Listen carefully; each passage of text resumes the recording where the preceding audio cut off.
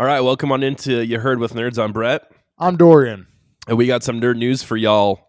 Sure do. So we're going to be talking about whatever happened to that Zelda Netflix show that the Wall Street Journal reported on a couple years back. We're also going to be talking about the new Spiderman movie, possibly being one of the most ambitious superhero movies ever.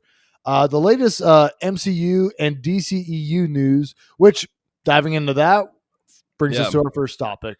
Yes. Suicide Squad will be on Corto Maltese. Couple other details that are known about this. It will be a rated R movie. They just finished filming, which I thought they finished that like a while ago here. Before Fandom. No, not filming. They're done with everything. Like, it's ready to go. Oh, all the post-production stuff. Yeah, Okay. everything's ready to go. Gotcha. Okay. Yeah. Interesting. And Gunn apparently, like, thinking through, these big executives and stuff, usually they have some kind of control, but apparently James Gunn could do whatever he wanted. Yeah, which, I mean, that seems to be kind of the story with DC these last couple of movies, because according to Patty Jenkins, she had like a lot of creative control over Wonder Woman 1984. So could be a good thing, could be a bad thing. We'll see. I trust James Gunn a little more. He's done, in my opinion, bigger films. He's proven himself to be more reliable. Yes. Yeah. And also, and let's be clear about something. I'm pretty sure Zack Snyder had a lot of creative control with Batman v Superman here. Wasn't good. It wasn't a good movie. It wasn't. So give creative control some of the time is, I think, the lesson to be learned from all this here. But so Dorian, for those who don't know what Corto Maltese is, can you explain that a little bit? Sure. So basically, Corto Maltese is an island in the DC universe. I guess actually becoming more and more of like a main staple or a main location here. Mm-hmm. But it initially was started as a backdrop for like a Superman storyline in The Dark Knight Returns back in 1986 when that was going on. And basically, it was essentially where the U.S. government and the Soviet Union were essentially like engaged in a proxy war over there. So, yeah. So I don't know. Maybe do we get a little bit of Batman in this? I'd be kind of surprised, especially considering how like a flashback. Like I think they did that in another Suicide Squad movie.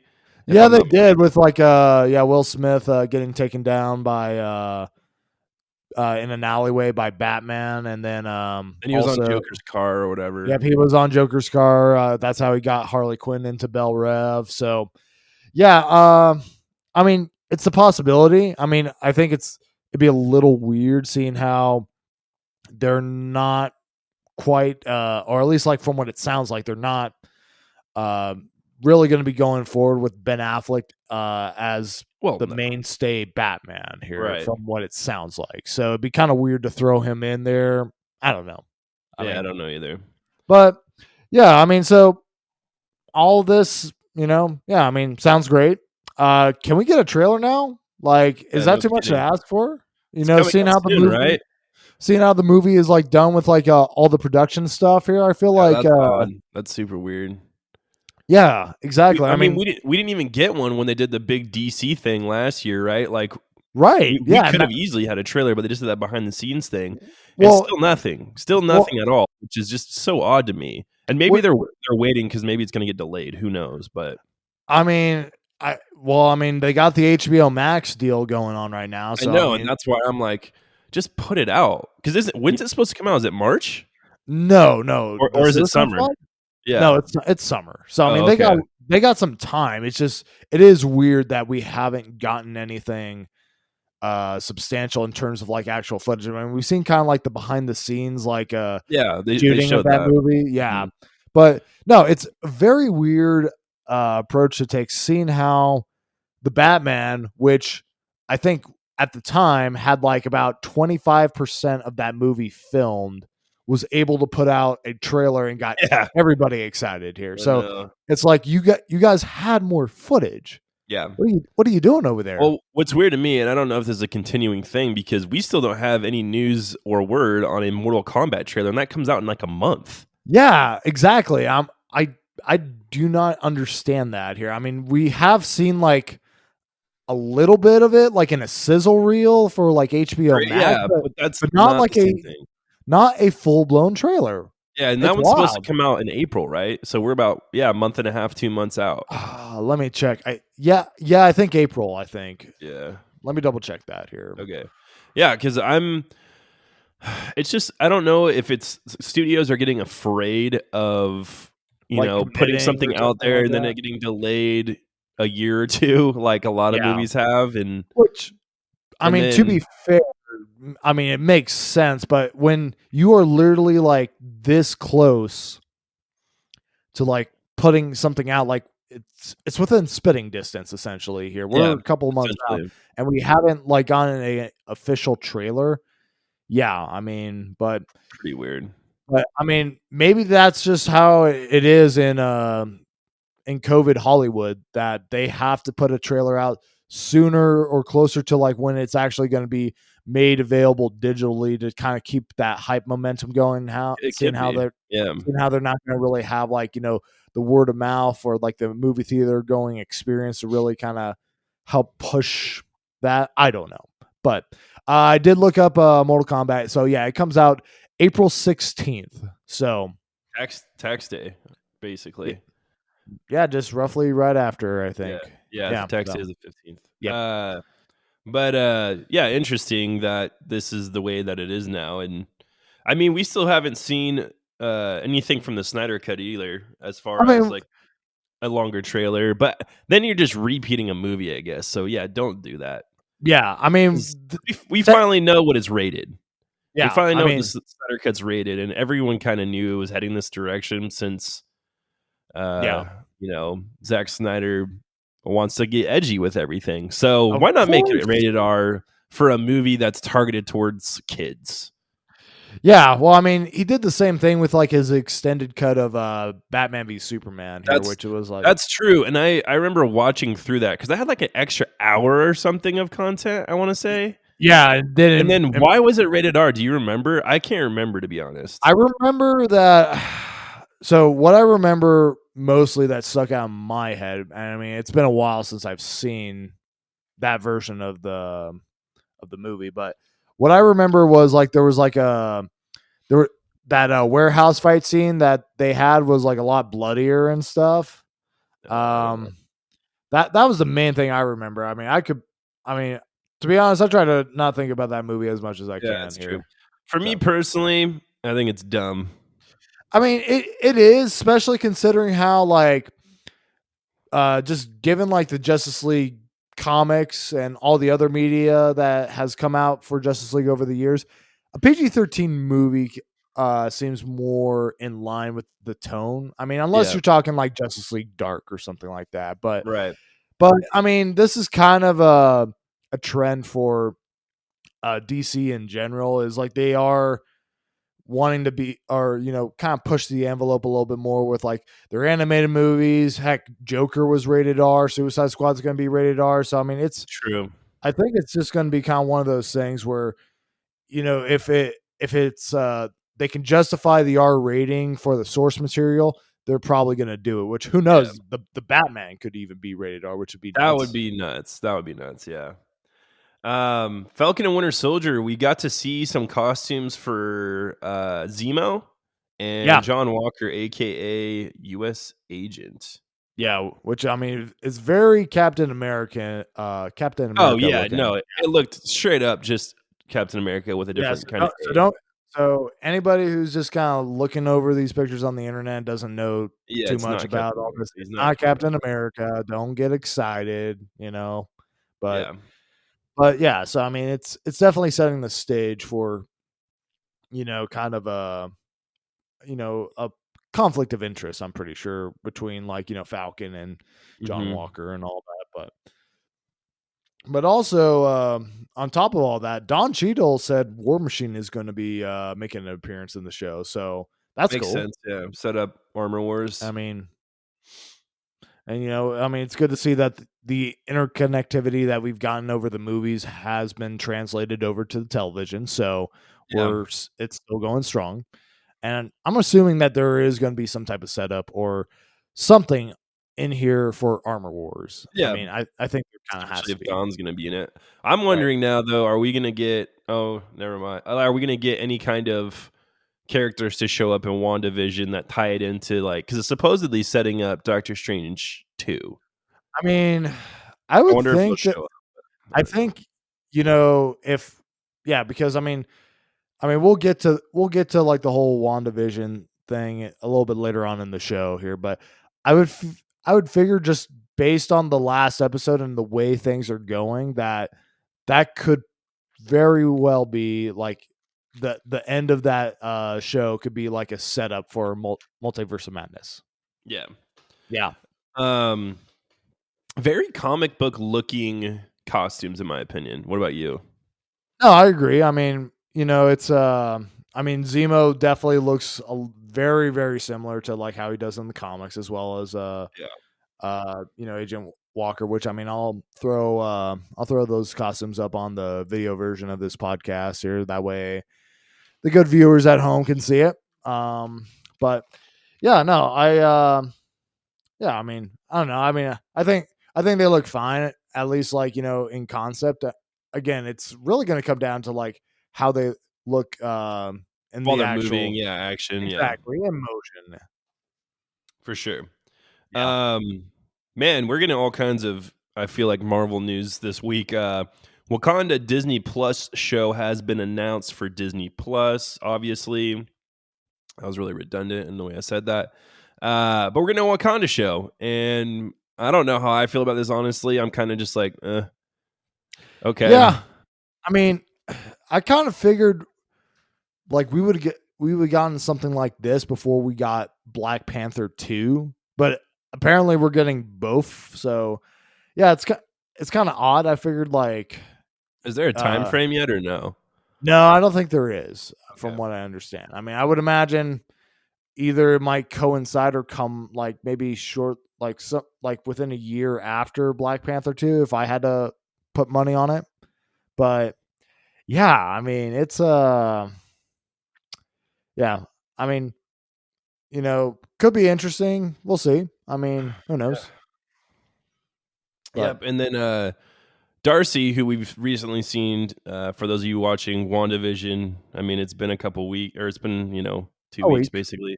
But Darcy, who was in Thor 1 and now WandaVision, people were thinking she would show up in Thor Love and Thunder, but it doesn't seem to be what's happening at least yet.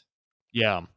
Essentially, the actress, Kat Dennings, she says she hasn't gotten offered to come back for Thor: Love and Thunder, and in a recent interview, she basically assumed that she would not be coming back just due to the fact that they are shooting the movie right now as they speak, and she hasn't gotten a phone call or anything like that. But she said she would be willing if they did offer her the job. So I mean, I'm kind of surprised if she didn't come back, or like at least like even for a brief moment here, seeing how Natalie Portman's coming back. She was Natalie Portman's friend, and also she's been essentially like brought back into the MCU with WandaVision. Yeah. So I Mhm. mean, kind of be surprised if it doesn't end up happening. I mean, she could just be being coy about it here, but who Yeah, knows? for sure. Yeah. Spider-Man 3 is the most ambitious superhero movie ever.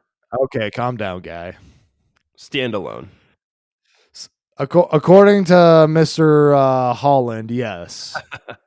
Well, probably not, but what do we think about this? What's going on with this? Well, in a recent interview, Tom Holland came out and he was talking about Spider-Man 3, and I think all of us were surprised that he didn't just give Give away us the the whole entire the plot. entire plot twist and like premise of the movie and all the other details and you know yeah, all that stuff.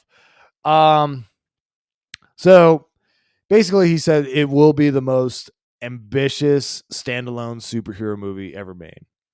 So, um, big statement. I mean, I feel Does like this guy know who the Dark Knight is? correct. That's exactly where I'm going here. And heck, even like the Dark Knight, like we all knew going into it, it was going to be ambitious. We didn't know how ambitious it was going to be until like after we saw that movie here, you Right. know. But I have no doubt in my mind that this will be the most ambitious Spider-Man movie ever made. Yeah, yeah, yeah. I can see that. Now, that being said, its ambition level for me only goes so high because from what we've been hearing and what's essentially almost like um essentially like it's all but confirmed at this point that this is essentially going to be a Spider-Verse movie Yeah, here. we've known this for a while. We already have like essentially a blueprint already done in place for Spider-Verse with, you know, Into the Spider-Verse. And beyond that, this essentially was the original pitch for Spider-Verse here. Yeah. So they've already seen that Spider-Verse can work, and it's just going to be live action at this point, and it's going to include, you know, the previous people who've played Spider-Man. Right. So, I mean, you gotta like say, okay, calm down. Like you guys already know people love Spider-Verse. You're just essentially doing a live action version of it here. Right, and I can understand like most ambitious standalone Marvel movie for the time being because it's bringing in so many different people from different movies. Obviously, I mean, Right. but beyond that, I don't really understand what he's talking about. So I mean, yeah, again, I mean, you know, it's going to be a wait and see approach. I mean, granted, yeah, I mean, we already got Doctor Strange. We're going to, you know, more likely than not, all but confirmed that Tobey Maguire and Andrew Garfield are coming back. You know, we got Doctor Octopus, we got Jamie Foxx's Electro. yeah, You know, we got people in this movie, Mary Jane possibly Watson. Daredevil. You know, Yeah, I yeah, mean, maybe Daredevil. We'll see we, some we Charlie Cox. yeah, we got people in this movie. Um, I mean, yeah, I have no doubt in my mind in terms of like the scope of like all the people you are bringing in. Yeah, it's most certainly going to be ambitious here. I mean, but it's, I don't know. We live in an age where like we have so many superhero movies that have tried like to do like a whole lot of things. I mean, for as much crap as I talk about it, Batman v Superman is very ambitious. It just doesn't, it's a execution just not meet its ambition here. Right. But you know, so I don't know. I mean, we'll see. We'll see. We just got to see how this thing shakes out. Yeah. Kenobi is set to film this spring, so in the next few months or so, and it's going to use all the digital sets like Mando does, and you know all the other movies that are starting to use that technology. Um, but you know, I don't know. I'm fine with this. It just means it's further out than I thought it was Yeah. personally. Yeah. So I don't know. Yeah. I mean, unless, well, I mean, granted, I think the episode count is like what, 6 episodes or something like that, Yeah, I right? think it was. I think it was originally 8, and then they cut it to 6. But who knows anymore? So I mean, they could possibly like seeing how there's less footage that they have to edit and do post production after they're done filming. They could possibly turn it around for a for like maybe a fall release potentially. I don't know, but yeah, I mean, you know, this is cool. I just hope that this is not like factoring into Mandalorian season 3 delay, which we have heard rumors about that it's not going to be back this year, so which would be a shame. Yeah, so it's there's a lot of controversy surrounding that right now because at the investors meeting they said the Mandalorian's going to be coming back Christmas 2021. But then we got that announcement of later on after the final episode of Mando that Book of Boba Fett was going to be coming out around the same time. And Yeah, so now people are thinking because they haven't even started filming yet, I guess for season 3 they're about to that Book of Boba Fett is part of Mandalorian season 3, or at least season 3 of Mandalorian, and then I don't know. People are thinking all kinds of weird stuff, but basically that kind of pushed back Mandalorian season 3 from being put on the Christmas kind of area and going to be moving back to like more of a March April release in 2022, which I would not Yeah. like at all. No, I wouldn't. I wouldn't like it at all either. Here, I mean, yeah, Make us it's wait a year and a half. Who does that? Stranger Things. Stranger Things, like pretty much almost every like major TV show that's like on a streaming service does that at this point here. It's Yeah, a sad, sad day. yeah, it is. Yeah, Well, you know how GameStop had and the Redditors had some fun last week. I mean, yeah, if you could call it fun, yeah, sure. Well, apparently GameStop's getting a movie. Right, yeah, basically, not only that, 2 movies and Okay, a TV show this is the Tiger King all over again. and a documentary. You took the words right out of my mouth. This is the Tiger King all over again. And you know, the thing is like this wasn't even like, yeah, it's like I that's a whole thing. But yeah, so this is I haven't going to seen be Nick Cage as Tiger King, so no, we have not. I mean, I'm sure like probably some of those projects are going to get scrapped at some point here, but yeah, so this is going to be based off of that most recent GameStock stock situation that we had like about a week ago here. So MGM and Netflix will be making a movie. Some TV studio called like an up and comer called Pinky Promise is going to make a limited series based on it, and there's also a documentary series that's going to be happening. I don't know who's doing that. I mean, we'll see. But yeah, I can't wait for Tom Holland to be cast as Thick Daddy 69 from Reddit here. You know, I mean, hey, he's getting cast and everything. So I mean that's real. Like Thick Daddy 69 is going to be like probably one of the top earners in Forbes magazine. Oh year. Yeah, for sure. But no, seriously, Hollywood. Like you just can't leave it alone, can you? You just like anything that like makes the headlines. It's like, okay, we don't have any ideas. We're just gonna like, make 500 versions of this one thing that you all just lived through here, Yeah. I mean, seriously, like what other industry, like when you put out like Tiger King, which is actual like footage of the actual people, of Joe Exotic, of all these people, Carol Baskins, like you have the actual footage. This is as close to like, actually telling this story we're going to get. Oh, we're going to make TV shows and movies about this here. Yeah. No idea, man. So no idea. All right. Well, let's move on to some more bad news, I guess. I don't know. Nintendo axed Zelda on Netflix now for years and years and years. There have been rumored reports of a live action Zelda movie / TV show. And we were so close, Dorian. We were so close. We were very close. Basically, so if for those of you listening at home, if you recall, like about, I want to say 5 years ago, like 5 roughly, or 6, somewhere around there, the Wall Street Journal reported that there was going to be a live action Zelda TV show produced and developed by Netflix. And it was going to essentially be like Game of Thrones, but more with like something that the whole family could watch, I guess. Like Lord of the Rings, more like. Kinda, yeah. I mean, that's probably a better comparison, but I mean, Game of Thrones was the thing at the time, so that's what they were just going to go to for comparison. So that being said, according to the report, we now know what exactly happened, or have a better idea. Basically, Nintendo shut it down due to the fact that it got leaked to the Wall Street Journal before it could even like get finalized and all this other stuff here.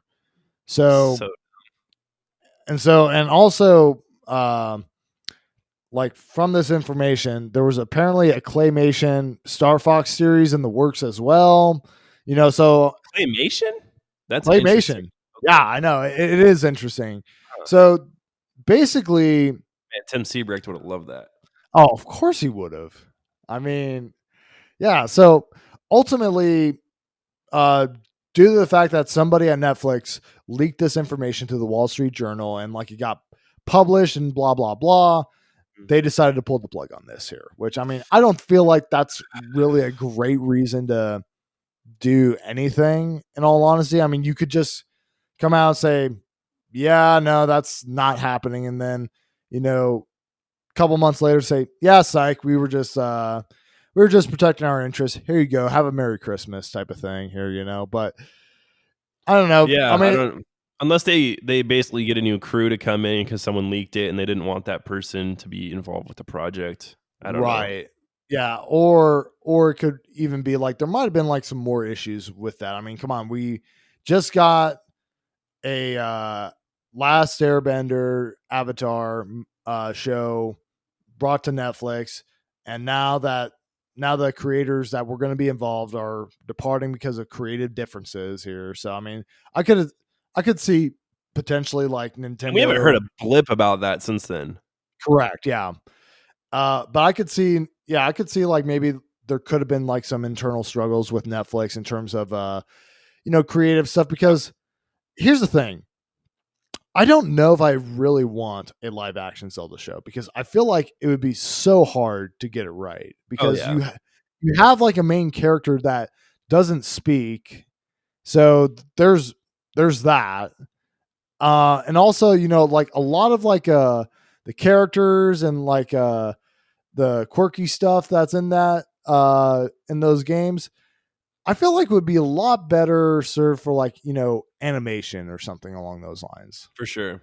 So Yeah, I agree. Speaking of Nintendo, mm, bad news for those of you who wanted a Switch Pro yep. anytime soon. Yeah, So, it's not not gonna happen. happening. Yep. I mean, basically during an investor meeting, president of Nintendo was asked if there would be an upgraded model of the Switch. Basically, his answer is not anytime soon. So, I mean, you know, Yeah. I think you and I are pretty much fine with this for right now, right? Oh, yeah, for sure. Yeah, I I mean, ain't got you the can money for a new system, and right. here's the deal, like, at this point, we're, 4 years into this system.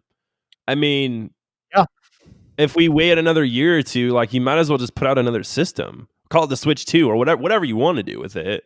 essentially, Uh, yeah. I don't think they're gonna move away from the model they have. They're just gonna make it better. So why not just have it be able to run 4K, all that stuff, and have backwards compatibility? You Yeah. could call it a Switch Pro, but it's gonna be a whole new system.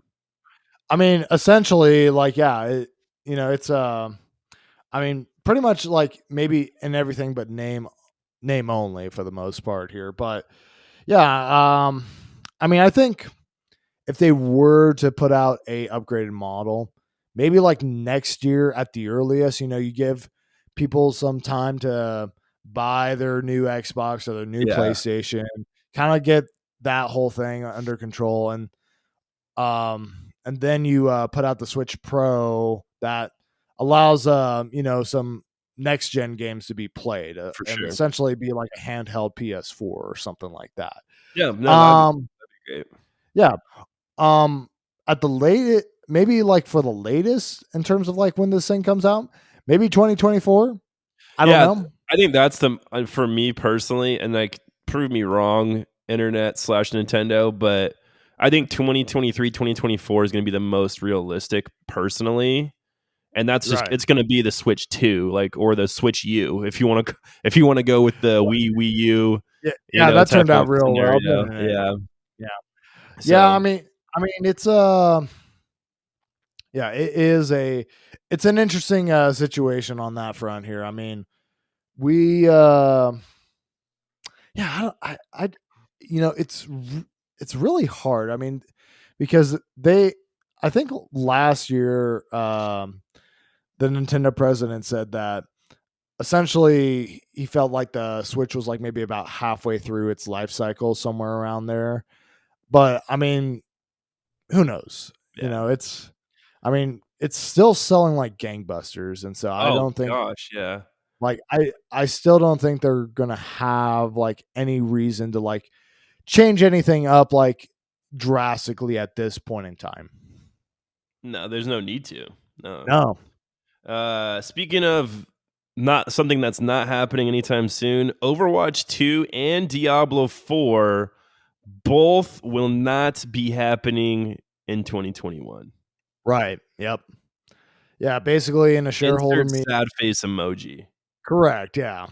Um, in a shareholder meeting with like Activision Blizzard, basically they said that there are no plans to launch either games this year. And both of these games were announced at BlizzCon in 2019. So just a little over a year ago here for the most part. But I mean, it's kind of weird that neither of these games are coming out this year. I would have figured like we would have definitely got Overwatch Overwatch 2 2, this yeah. year. Yeah, I Yeah. mean, Diablo might be a little bit further off, but I could have totally seen Overwatch 2 coming out this year. And I don't know if that's due to COVID. I figured even Probably if it part was of it, but even even if still. it was, I feel like we would at least be closer to this, or at least they would say that they would have been targeting 2021 for Overwatch, but I guess not. Yeah. Yeah, this is disheartening to say the least. I'm me and you both. I mean, you probably a little bit more than me, but man, we tore up Overwatch when that game came out. I Oh mean, yeah, no, that was the game to play like when it came yeah. out. Yeah, So yeah, it's disheartening because and Blizzard puts out a game like once every 10 years. It feels like so. roughly, Um, yeah, so yeah, Overwatch 2, I was really hoping would come out, Christmas time this year. But even in early 2022, Diablo 4, honestly, I can see like a 2023 or 2024 release. possibly, Because yeah, we've only seen that trailer in 2019. That's all we saw. So yep, no gameplay, nothing like that. I'm guessing this game's still a little ways out. Overwatch 2, I don't get at all, but whatever. yeah. I mean, well, especially considering how I want to say like since like March of last year, they stopped updating the roster for Overwatch 1. Right. So, and they basically said, yeah, it's because we're doing all of our development on Overwatch 2 right now and getting all that set up here. So I was figuring that um, it was going to be, just a matter of time before we actually got, something like, yeah, within a year or something like that. But Yeah. apparently not. Nope. But let's talk about things we are getting. I mean, I don't know. Apex Legends is coming to Switch, and we have a release date. It's in a month, March 9th. Yeah. And it'll still have cross platform play, which I mean, cool. Yeah. I mean, I probably won't play it to be honest with you. I mean, I wasn't really all Yeah. that impressed with Apex when it came out like what about 2 years ago or so. So Yeah. Probably more like 3 years ago now. Like at least 2.5 because I wasn't married yet. yeah, And I'll so be 2 years here in like 2 months. But yeah, it's whatever. I mean, we were talking about this a while ago. It'd be nice to have another cross-platform game besides Fortnite that all of our buddies could play together. But yeah, I'm on. I mean, I would play this, but look at Rogue Company. We haven't touched that game in that's a very while. true. You Yep. know, I can see this getting a little boost from uh, people on Switch who've been wanting to play this. But yeah, I mean, Yeah. I'm just kind of indifferent about this game. I'll play it if people want to, but I was Yeah. hot on it for about 3 days, and then I was just like, whatever. It's just Yeah. another game. So Well, it's kind of interesting because I feel like Apex Legends has been kind of quiet for the last while. I think mostly just due yeah, to the fact that Warzone came in and basically said, "Yeah, no, yeah, that's we're true. we're the thing now. We are the Fortnite alternative. You guys tried, but that's about it." Yeah, yeah, you're right. Uh, hey, you remember Google Stadia? Google what now? Like, no, Yeah, yeah, I do remember Google that Stadia. Yeah. streaming thing that I Yeah. don't. No one knew how it worked, but it did. Yeah, Kinda. Basically, kinda. streamed PC games. I don't know. Yeah, Nobody it's knows. not like browser-based, games essentially here, but Essentially, you're gonna be able to play games on your phone. That's what everything was alluding to, and what I saw with the Google Stadia. But uh, yeah, uh, essentially, if you can log into, like, a browser, you could play Google Stadia, like, yeah, on any device, essentially, yeah. So they're done, is what it sounds like. Getting close to it here. I mean, essentially, news broke this week that they will be shutting down their internal development studios and focusing on third party games. So they're not going to have any first party exclusives coming to their platform, which, last I checked, I'm pretty sure that's how you sell your console for the most part here. So, Yeah, I mean, typically. yeah, I mean, here's the thing. I mean, I think the idea behind Stadia is cool. Like streaming, Sure. you just open your browser, it's a subscription model, and you can also you could be like watching somebody, play their game on YouTube or something like that. Yeah. And then you can have like a link that links you to like Google Stadia where you can like start playing that game at the exact moment where they were playing it on their stream or on their video or whatever, which is, yeah, super cool, like cool ideas here Yeah, and really whatnot. cool. But I just don't think the technology is there. Like this, Not yet. most most people don't have an internet connection that can do stream their games. I mean, No, not yet. that's just the reality right now. And plus, we already have three companies vying for our money and attention that are much more well established, have franchises that we care about. This is like kind of the new kid on the block that hasn't proved himself in the gaming market yet. So it's like, Yeah.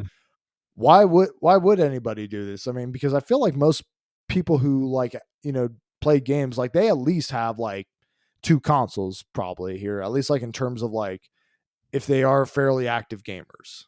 So like, Yeah, and yeah, they're out Switch and then right. whatever other console you want or a PC. Right, exactly. And so it's like, and now you're saying like, hey, yeah, we want you to like make it room for like a third console in your life, maybe even a fourth if you're that crazy or something like that. But yeah, it's just weird, man. I just think this was like, it was a cool idea, half baked, and honestly, this is probably like the first nail in the coffin for these guys. But I think they're done. I mean, I haven't heard a blip about them in about a year, so I don't know. Yeah. Yeah. Uh, and then real quick, before we head into our roundtable review, guys, make sure you subscribe, do all those cool things. It will help us out a great deal. Leave us a review on our Apple Podcast, all that good stuff. And there's just a little bit more news, but Sonic the Hedgehog joins Lego. Yeah.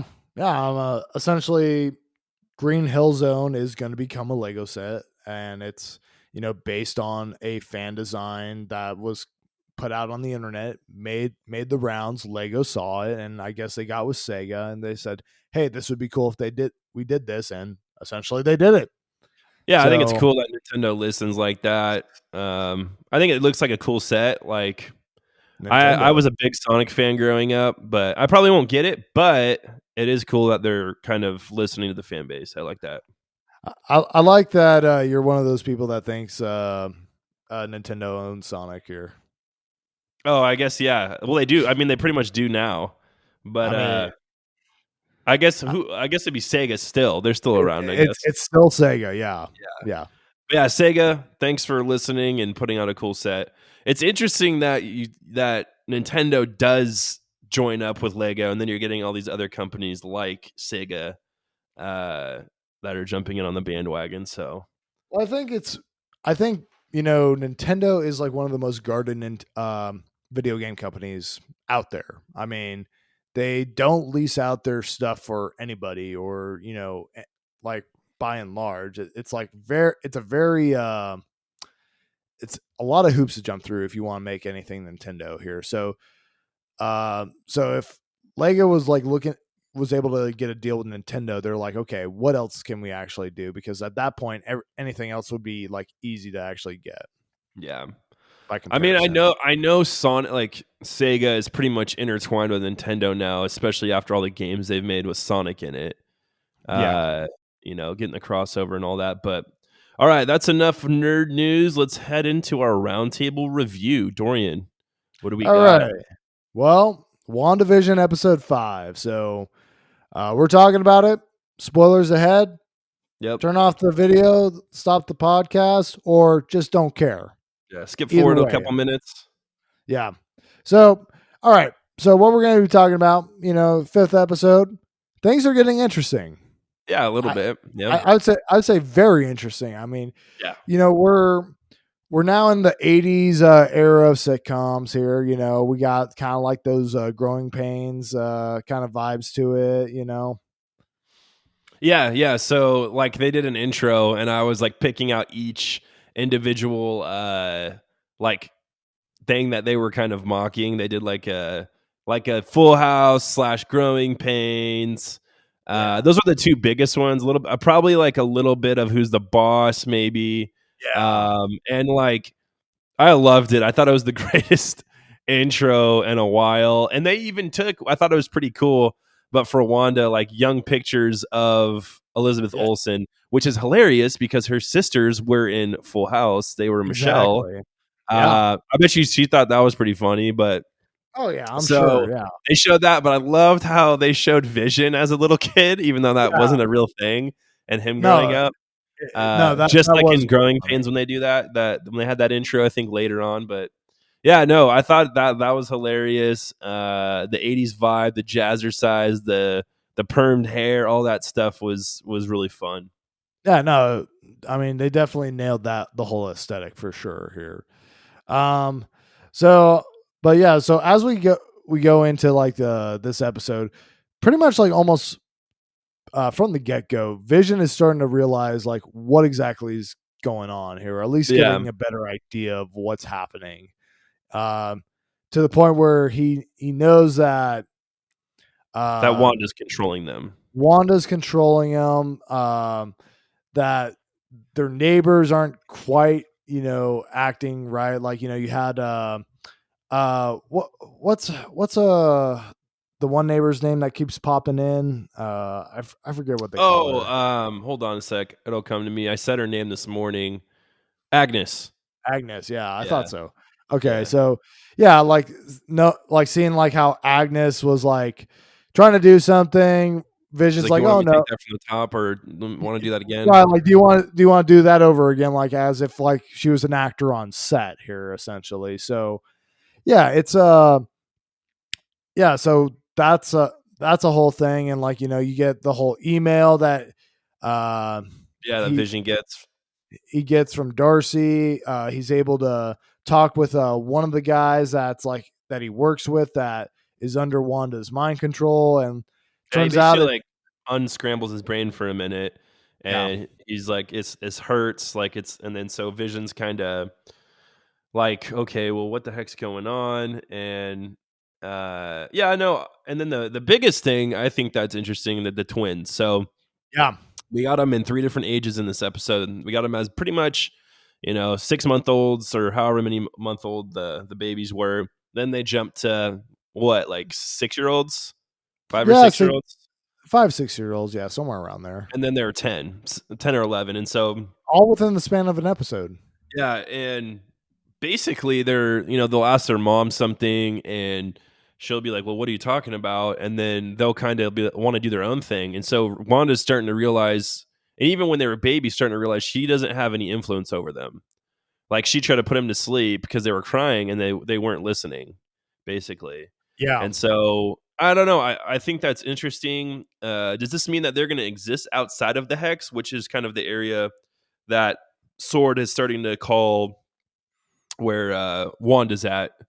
Like, what are they going to exist outside of there? If they do, will their powers start to develop? And then obviously, will they join the Young Avengers in the impending Young Avengers movie as Wiccan yeah, and Speed? So, no, I thought it was interesting, but and then also, I mean, this episode hops between the sitcom and the sword stuff, like kind of like you right, said last week, Dorian. Like that's what you're hoping for from these episodes, and obviously we're getting that, which is cool.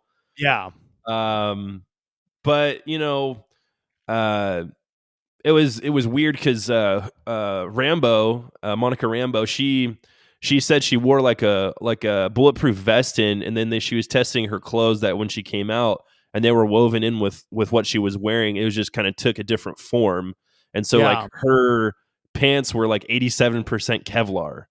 Yeah. And so just interesting stuff like that. And so they Which, sent in like a drone and did all this anyway. But yeah, keep yeah. going, Dorian, with what you want to talk about. Well, yeah. I mean, I think like that whole like her shooting her clothes and all that, and like seeing that the clothes that she was wearing while she was in the hex, can still exist outside of Yeah, I think that's telling us outside. that the boys can too. Right. That's what I think it's alluding to essentially Yeah, here. because what did Darcy say? She's like, basically, the matter. She's not like it's not an illusion in there. She's actually creating that stuff. That's Well, where yeah, she's stuff got real. Is like she's right, actually, and they're altering realizing, reality. Yeah. yeah, they're realizing how powerful she actually is. That it's not these little tricks where she can do and manipulate little things or make you see something. She can legitimately make it real. One thing being, Wanda definitely takes a turn in this. You see kind of the evil side of Wanda Oh, big time. because Big time. she breaks out of the hex, not breaks out because she can just do whatever she wants, but basically tells Sword, if you keep messing with me, I'm gonna basically kill all of you. Pretty much. And not even like not only that, but we also got more information on what exactly happened, like, in terms of like how Yeah, that's Vision was right. actually in this in this hex and brought back to life. It's She because stole his body. Yeah, she stole what remained of him from like one of the sword labs, I guess. I think is yeah. what it Which was. that was supposed to be at the end of Endgame. That was like an alternate ending they had. Oh, really? Yeah, or maybe it was Infinity War. I can't remember. Yeah, it was supposed to be an alternate ending, but they saved it for this.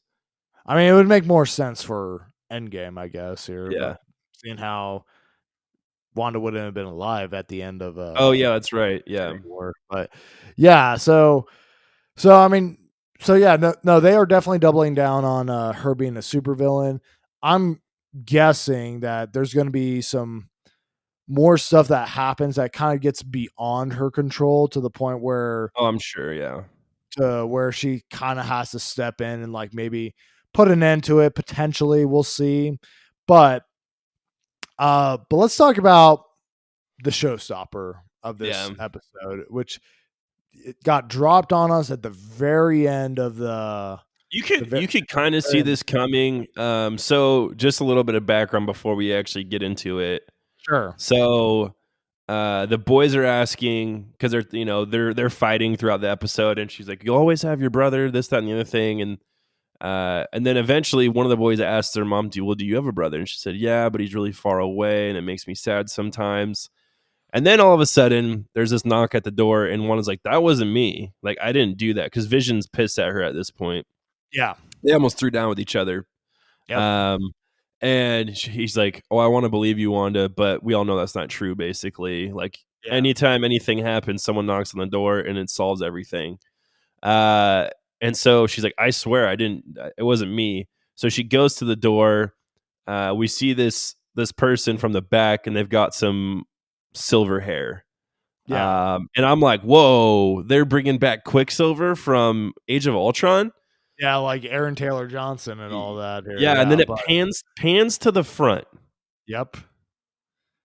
And it's not and Aaron Taylor Johnson. it's not. It's Evan Peters from Days of Future Past.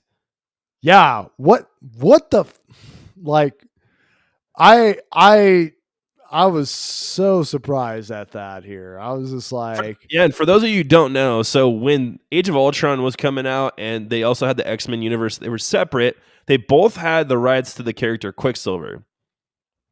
So we got like a whole different Quicksilver in Days of Future Past, and then they used a different Quicksilver basically for an actor for Age of Ultron.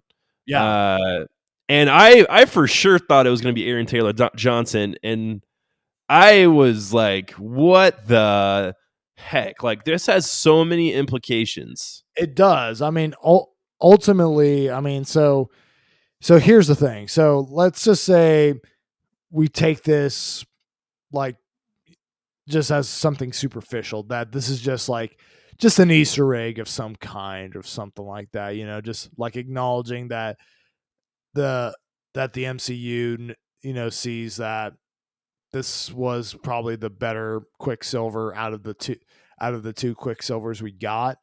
But or we can even go deep with this and say this could be paving the way on how we get X-Men and Deadpool in the MCU through like some multiverse manipulation.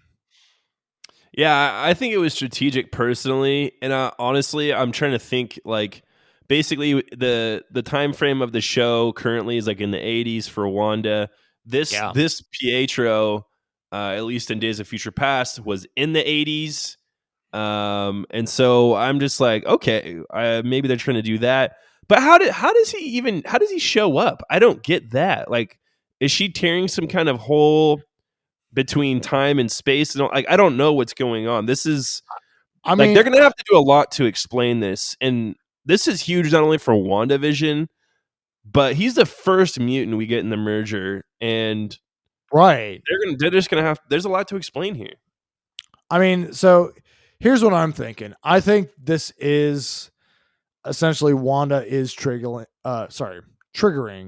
a multiverse manipulation or like a tear or something along those lines here, or like she's starting to blend together different universes here, which I mean, we're seeing that's going to be a theme for the next couple of movies going forward. We have, the Spider-Verse movie that's going to be happening. We're also going to get Doctor Strange in the Multiverse of Madness. Not to mention Deadpool's going to be showing up, which he's a part of, that universe. True.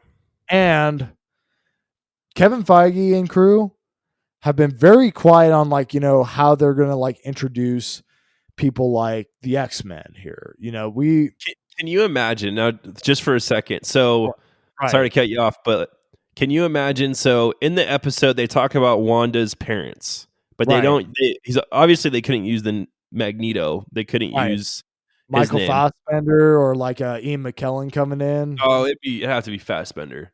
But it'd be kind of weird seeing how like Fassbender and like I mean, it's probably 50.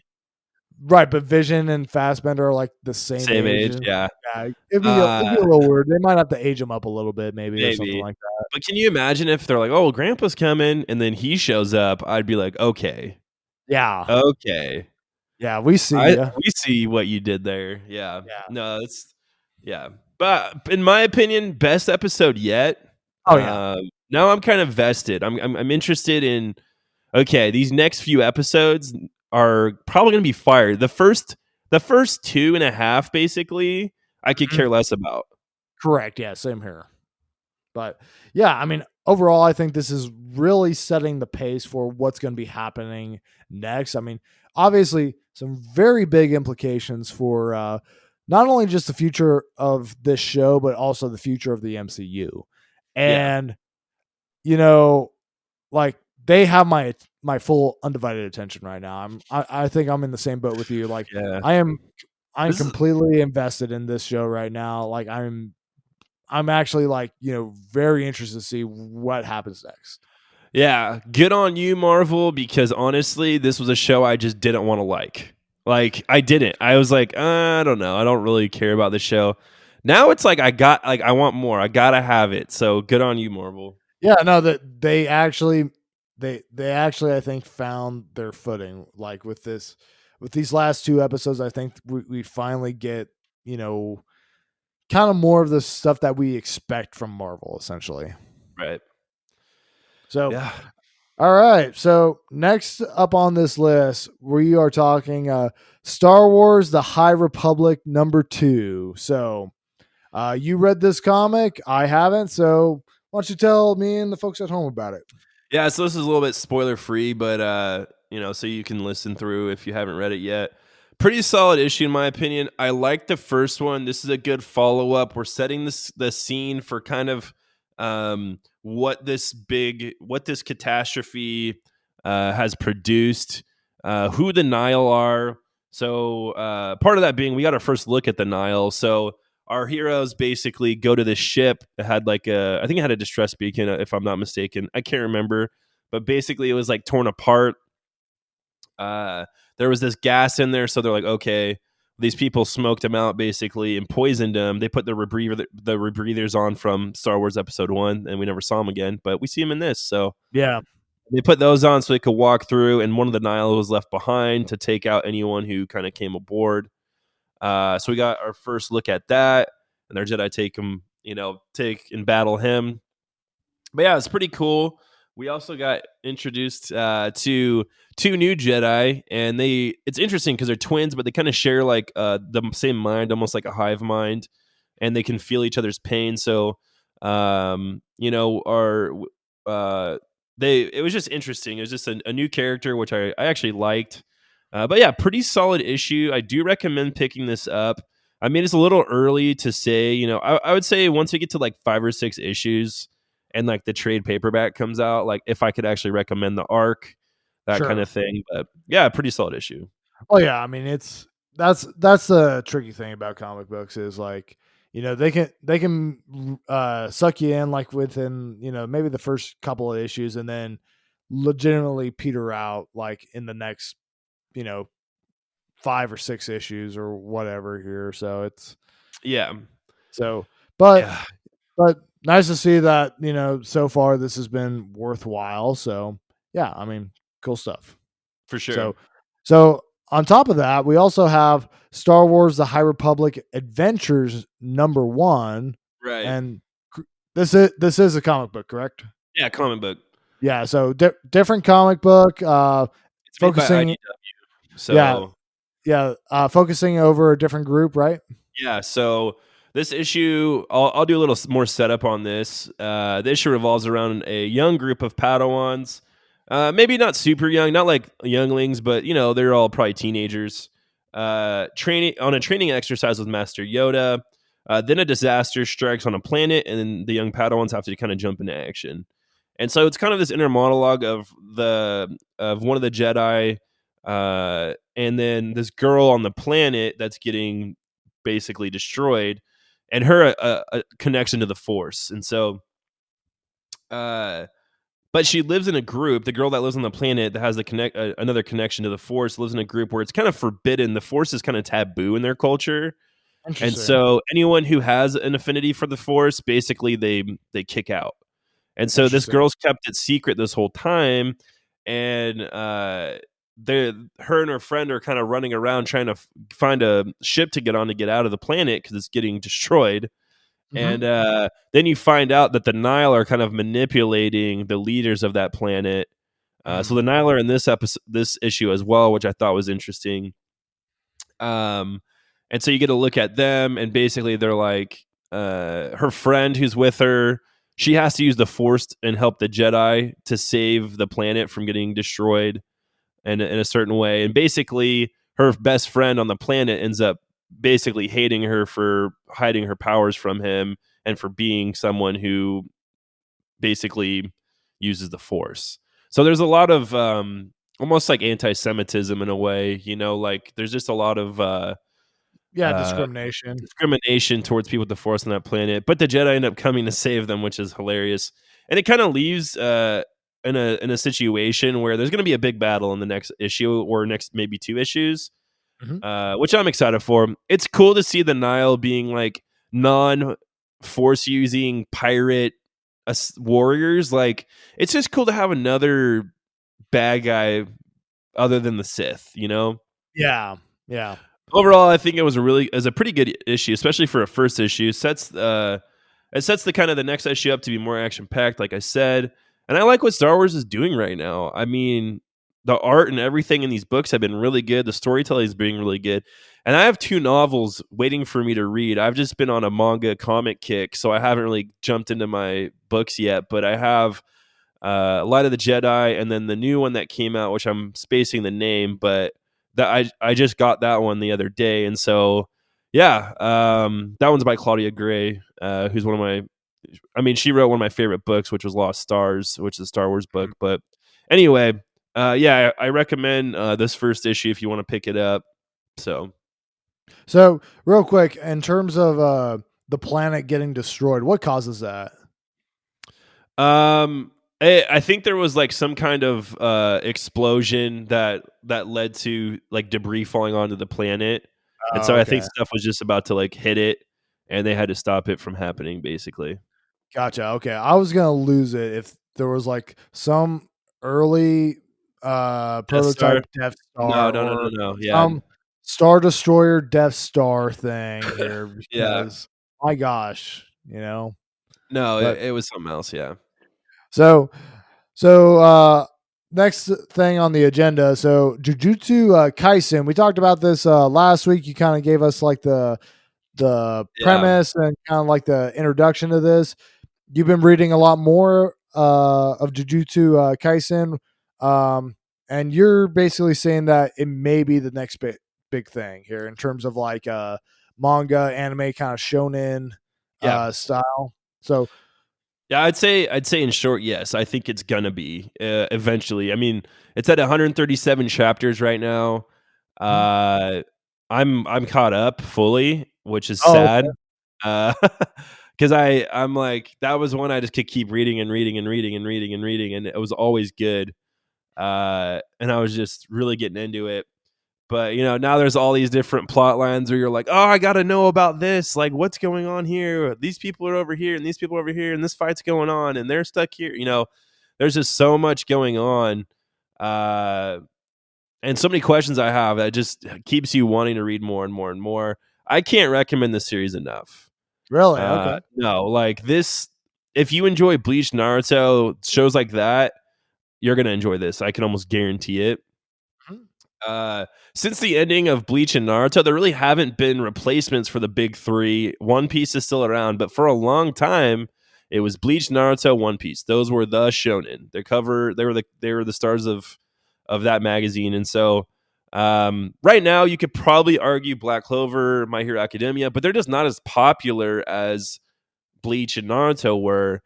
And I think with enough time, like once, especially once the anime only has like 11 or 12 episodes, I think right now. Yeah. Once that anime gets going, it's gonna be really good. Um, Gotcha. like the last story arc, or the story arc I'm on, uh, like just this story arc is on. It's like it's let's see, part 44 for this arc. Like, so there's been like 44 chapters just in this one story arc, which has been pretty nuts. Uh, um, I think there's an unbelievable amount of action that is well balanced with the story. There's provocative stories and character development, and all four main characters get their time to shine. It's not just, for Naruto, it's like, oh, it's all about Naruto. But later on, you get to know Sasuke and Sakura and Kakashi Sensei, and then all these other characters, and they're doing a really good job in that sense, like Naruto did. Where yeah, they do have their main character Yuji Itadori, but all these other guys like Fushiguro, Gojo Sensei, I think it's I can't remember the girl's name ever, but all these other characters that are starting to get fleshed out a lot, especially the further you get into the manga. Uh, but the art is great and really consistent. Like I know that's an issue with some mangas, is like the art can kind of drop off from time to time. But in my opinion, it's really good. It's really tight, concise, and it takes the shonen formula, but sets itself apart from all the counterparts, and it's a little darker than a normal shonen, excluding Attack on Titan. Obviously, that's super dark. But Yeah. I would say it does a good job of being uh, of kind of taking from those shows or those mangas and shows like Bleach, Naruto, One Piece, and making it its own kind of thing. Uh, Now, people could probably watch this and be like, "Oh, this is just a ripoff of what X, Y, and Z." It's like, well, yeah, but the writing's really good, and they're not recycling. They're just not recycling the same thing. They're making it their own, which I think is the biggest standout for me. And I think this series does have what it takes to move and be a shonen staple in the future. Nice. So very cool. Yeah, and then anime is really good too. I'm caught up on that as well. It's only like I said, 11 episodes or Yeah. something. But yeah, that's it, guys. Thank you guys so much for listening. We greatly appreciate it. Check us out on all our social media. Make sure you like and subscribe on YouTube as well as wherever podcasts are. Have an awesome week. Remember, everyone's a nerd about something.